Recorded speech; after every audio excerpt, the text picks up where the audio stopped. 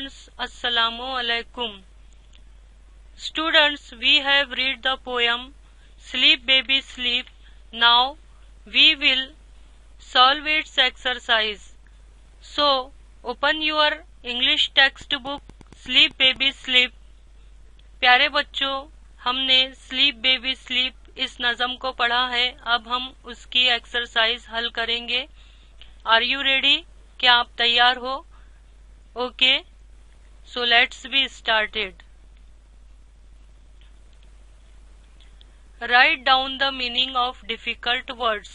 मुश्किल अल्फाज के मानी लिखिए। Write down यानी लिखिए the meaning मानी of difficult words. Difficult यानी मुश्किल, words यानी अल्फाज, मुश्किल अल्फाज के, of के मानी होते हैं का, की, के, मुश्किल अल्फाज के मानी लिखिए। Students, here we will see and understand the meaning of the words. प्यारे बच्चों, यहाँ हम अल्फाज के मानी देखेंगे और समझेंगे। हर्ष, हर्ष के मानी होते हैं रेवड़। आप अपने टेक्स्ट बुक में देखिए, हर्ष के आगे एक लाइन है, लुक्स आफ्टर द शीप यानी भेड़ों की निगरानी करना। दी, दी क्या कहेंगे इसे? दी। ये पोएटिक वर्ड है जो नज़म में इस्तेमाल किया जाता है। इसके मानी होते हैं तुम, यू यानी तुम। हेवंस जन्नत। ब्लीट, अब आप ब्लीट के मानी देखिए, एक रोने की आवाज है। आप अपनी टेक्स्ट बुक में देखिए, वहां एक लाइन है मेक अ व्हाइनिंग साउंड, एक रोने की आवाज है। और अदरवाइज इसके मानी धीमी आवाज में कोई बात कहना भी होते हैं यानी मिमियाना।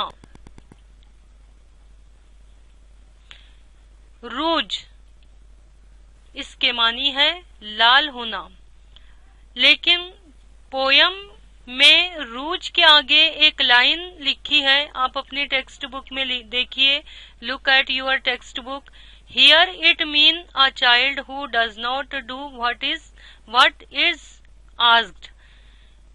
यहाँ एक बच्चा जिसे जो बात कही जा रही है वो सुन नहीं रहा, वो सुनता नहीं है, तो क्या कहा जा रहा है उसे?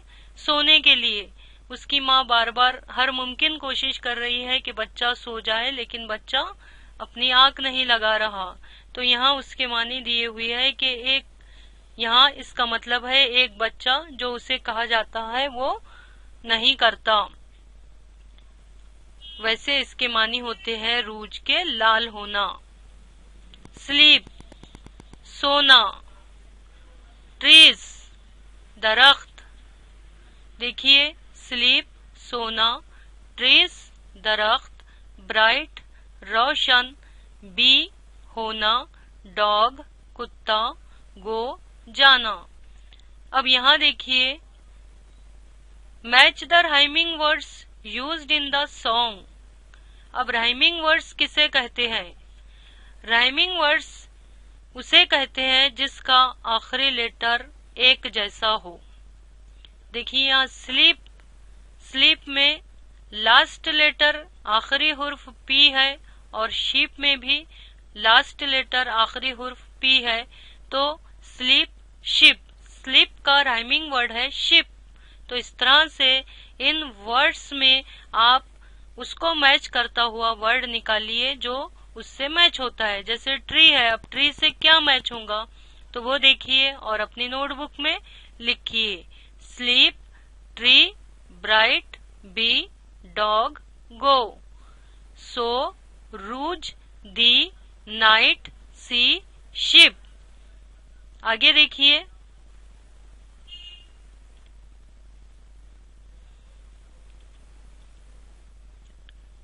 The mother in this poem uses various ideas to make the child close its eyes. माँ इस नज़म में कई आइडियाज, कई तरकीबें बना रही है कि उसका बच्चा आंख लगाए और सो जाए। फाइंड द स्टेंजास, उन स्टेंजास को, उन बन को तलाश कीजिए। Where the following ideas are used, जो आइडियाज यहाँ पर यूज किए गए हैं आप उनको स्टेंजास में देखिए। सबसे पहले ये बताइए कि आपकी पोयम स्लीप बेबी स्लीप में कितने स्टेंजास आए हैं। How many stanzas in a poem sleep baby sleep? Yes, 5 stanzas. कितने स्टेंजास? 5 बंद इस्तेमाल हुए हैं, 5 बंद आए हैं। तो यहाँ पर आइडियाज है और यहाँ पर स्टेंजाज है, यानी बंद है। तो पहला आइडिया है threaten in a loving manner, यानी प्यार भरी धमकी दी गई। तो ये आपको कौन से स्टेंजा में मिलेगा? बच्चे को माँ ने प्यार भरी धमकी दी, तो कौन से स्टेंजा में मिलेगा आपको? आप अपनी टेक्स्ट बुक में देखिए। हाँ, सही कहा, स्टेंजा नंबर 4, 4th स्टेंजा में। सेकंड देखिए, number 2, create a pleasant picture, एक खुशगवार तस्वीर बनाई। माँ ने बच्चे को सुलाने के लिए एक खुशगवार तस्वीर पेश की, एक खुशगवार तस्वीर क्रिएट की। तो ये कौन से वन में आया है ये idea? Yes, who will tell, कौन कहेगा? यस, हाँ, स्टेंजा फर्स्ट, पहले स्टेंजा में मिलेगा। नंबर 3, रिमूव द थ्रेट, खतरे को दूर करे and make the child feel safe, और बच्चे को महफूज करे। तो ये कौन से स्टेंजा में बताया गया कि खतरे को दूर किया गया और बच्चे को महफूज किया गया? यस, तो ये आएगा स्टेंजा 5 में, स्टेंजा नंबर 5। आप अपनी टेक्स्ट बुक में देखिए। Number 4, describe A night in a beautiful manner, एक रात को खूबसूरत अंदाज में बयान किया गया। आपने पोयम पढ़ी है, उसमें जन्नत का, मून का, चांद सितारों का जिक्र किया गया। तो कौन से स्टेंजा में आया है? हाँ, सही कहा, कौन से स्टेंजा में? स्टेंजा नंबर 2 में आया है। लास्ट का देखिए, promise a gift, number 5, promise a gift, एक तोहफे का वादा किया गया, एक तोहफा देने का वादा किया गया। तो कौन से स्टेंजा में आया है? यस, स्टेंजा नंबर 3 में आया है। Look at your text book and deep observation. आगे देखते हैं। Now describe your favourite songs with the help of labels given below. Now describe your favourite songs with the help of the labels given below. झैल में दिए गए लेबलों की मदद से अपने पसंदीदा गानों को बयान करें। अब यहाँ पर जो लेबल्स दिए गए हैं वहाँ आप उनको सिलेक्ट करके, मुंतखब करके अपनी पसंदीदा गानों को बयान करें। Note that you can select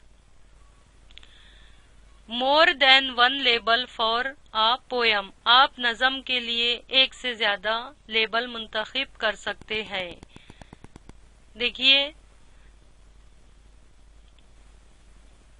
patriotic song, आप अपनी टेक्स्ट बुक में भी देख सकते हैं। पैट्रियोटिक सॉन्ग का मतलब है वतन की मोहब्बत में गाया जाने वाला गीत। प्रेयर, प्रेयर यानी दुआ। इंस्पायरेशनल सॉन्ग, जोशीला गीत। फोक सॉन्ग, लोक गीत। तो ये देखिए, आप इनमें से अपनी पसंद का कोई भी गीत सिलेक्ट कर सकते हैं कोई भी पैट्रियोटिक सॉन्ग ले लीजिए और पैट्रियोटिक सॉन्ग में वतन की मोहब्बत में गाए जाने वाले गीत आएंगे, तो इंग्लिश सॉन्ग आप सिलेक्ट कीजिए कौन सा है और वो लिखिए, या फिर प्रेयर को सिलेक्ट कीजिए और कोई भी इंग्लिश प्रेयर लिखिए। इंस्पायरेशनल सॉन्ग कौन से हैं वो लिखिए, या फिर फोक सॉन्ग वो लिखिए। आगे देखिए, लुल्लेबा यानी लोरी, बैलड नज़म को कहते हैं, मार्चिंग सॉन्ग गीत, नर्सरी राइम बच्चों की नज़में, रोमांटिक सॉन्ग गीत। आप इसमें से भी सिलेक्ट कर सकते हैं और इसके मुताबिक अपनी पसंद का गीत लिख सकते हैं। नेचर पोयम, फितरत नज्म, कुदरती चीजों के बारे में जो नज़में बयान की गई हैं उनको भी आप लिख सकते हैं। वेलकम सॉन्ग, इस्तकबालिया गीत। आपने देखा है स्कूल में प्रोग्राम्स होते हैं, गेस्ट आते हैं, मेहमान आते हैं और हम उनके लिए इस्तकबालिया गीत गाते हैं, उसे वेलकम सॉन्ग कहते हैं। फन्नी सॉन्ग या पोयम, मज़ाहिया गीत या नज़म, मज़ाहिया गीत या नज्म, आप अपनी पसंद का कोई भी लिख सकते हैं। सैड सॉन्ग, सैड यानी गम, गमगीन गाना या नज्म, गमगीन नज़में। Song for a special occasion, एक खास मौके के लिए गाना, यानी कोई त्योहार है या शादी है, उस मौके पर जो गीत गाया जाता है तो उसे कहेंगे song for a special occasion. Title song, उन्वान गाना, यानी किसी भी उन्वान को लेकर गाना बनाया जाए, कोई भी टॉपिक को लेकर उसे यानी कोई गीत बनाया जाए और उसको टाइटल दिया जाए, टाइटल सॉन्ग, उन्वान दिया जाए उसको।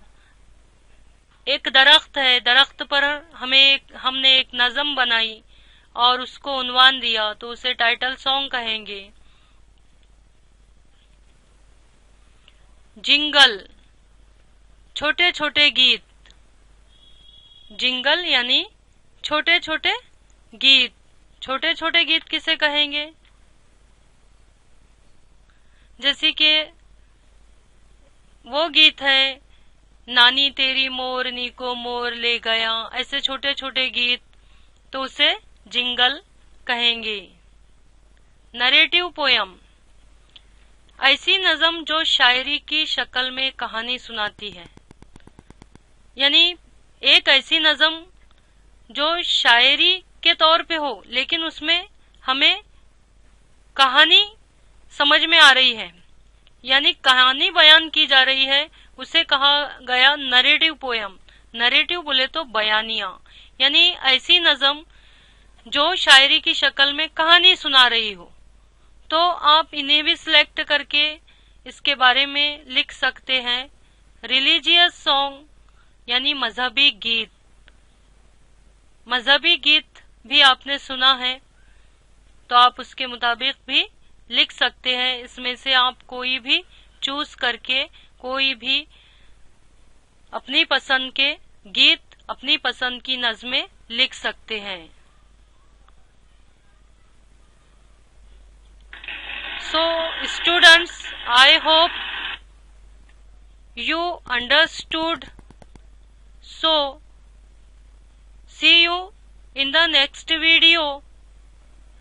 Allah Hafiz, goodbye.